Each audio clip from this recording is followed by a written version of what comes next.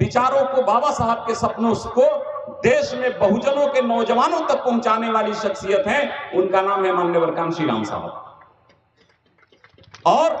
Political alliance के तहत जब 4 बार उनकी शिष्या बहन कुमारी मायावती जी ने सरकार बनाई उत्तर प्रदेश में, तो जहां ये इंसाफ के नजर से सत्ता के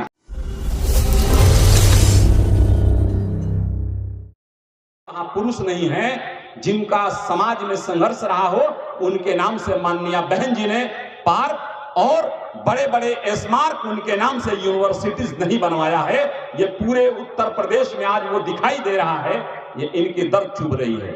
संविधान के संदर्भ में सिर्फ एक बात कहते हुए मैं अपनी वाणी को विराम देना चाहूंगा कि जो हमारे समाज में कुछ कंफ्यूज लोग हैं, समाज भी कंफ्यूजन का शिकार है। चूंकि अभी कई वक्ताओं ने कहा, हमारी माँ बहनें मटका लेकर चली जाती हैं, विधायक जी ने कहा, आप सबने कहा, जिस समाज को हम आगे बढ़ाते हैं वो खुद कंफ्यूज है, कंफ्यूजन का शिकार है। जैसे हम इसे आगे बढ़ाते हैं तो मनुवादी कहते हैं कि आप तो भगवान रामचंद्र जी के संतान हो, आप लौह कुश हो, और इधर इतिहास में जो बाबा साहब के विचार को बढ़ा रहे हैं, बुद्ध के विचार को बढ़ा रहे हैं, वो कह रहे हैं कि नहीं, आप तथागत बुद्ध के संतान हो, आप सम्राट अशोक महान के संतान हो, आप बहुजन समाज के इनके आप संतान हो। अब ये समाज फैसला नहीं कर पा रहा है। अब यह है कि अब एक डोर में बांधने के लिए मुसलमान उसका शिकार हो रहा है, और मुसलमान में भी वो शिकार हो रहा है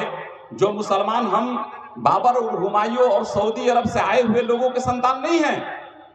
हम उनकी औलादे नहीं हैं। आज से 500 साल पीछे जाइएगा तो हम भी किसी कोयरी, कुर्मी, अहिर, डोम, चमार, मुसहर, भंग, पासी के जमात से हमारे बाप दादाओं को मैं आज भी बड़ी फख्र करता हूं इस बात पर कि उन्होंने वो यातना ही नहीं झेली जब उनके पास इस्लाम की भाईचारा वाला जब उनको रास्ता दिखाई दिया, तो ऐसी व्यवस्था को ठोकर मार करके हमें ऐसी व्यवस्था तक जरूर ले गए कि अगर वहां कोई शेख भी हो, अगर वही कोई दुसाद चमार का भी बेटा या हमारे जैसा भंग या मुर्गा काटने वाला, चाम छीलने वाला का बेटा भी मुसलमान बैठा हो, तो वो नहीं कह सकता है कि आप इस सफ में मस्जिद में आप यहां नहीं बैठ सकते। तो हम इनके संतान हैं, लेकिन जुल्म हमारे ऊपर हो रहा है। लेकिन इसकी एक ही इलाज है, वो इलाज है जो राहत इंदौरी ने कहा है कि अंबेडकरवाद कोई जहर नहीं, ये शुद्ध घी है। अंबेडकरवाद कोई जहर नहीं, ये शुद्ध घी है जो गधों को समझ नहीं आता और कुत्तों को हजम नहीं होता।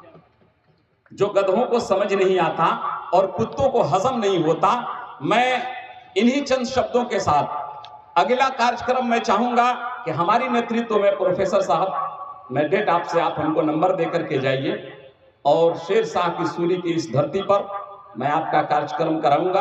आप जैसे वाणी की जरूरत है इस युवाओं को, हम लोग यूट्यूब पर, टेलीफोन पर हम लोग सुनते हैं।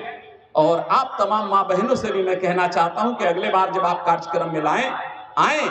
तो जिस तरह से हम मेला में अपने बच्चों को लेकर के जाते हैं, नौजवानों को लेकर के जाते हैं, उनको भी हम साथ लेकर के आए कि जिनसे हमारे बच्चे, जो बाबा साहब डॉक्टर अंबेडकर ने इस भारतीय संविधान और संवैधानिक अधिकार के द्वारा हजारों साल से सामाजिक, आर्थिक, राजनीतिक बेड़ियों में जो जकड़ा हुआ समाज था, केवल भारत का संविधान और मौलिक अधिकार देकर उन बेड़ियों को काट करके हमें समता, स्वतंत्रता एवं बंधुत्व और सम्मान की जीवन बाबा साहब ने जो हमें दे दिया, वो हमारे आने वाली पीढ़ियों को भी मिले। इसलिए बाबा साहब के विचारों को हमें सीखना भी है और अपने बच्चों तक पहुंचाना है। इन्हीं चंद शब्दों के साथ मैं अपनी बातों को यही विराम देते हुए, अगर मेरी बात से किसी को ठेस पहुंच गई हो तो मैं अपनी बात से क्षमा की याचना करते हुए मैं जय भीम, जय संविधान, जय भारत, अल्लाह हाफिज।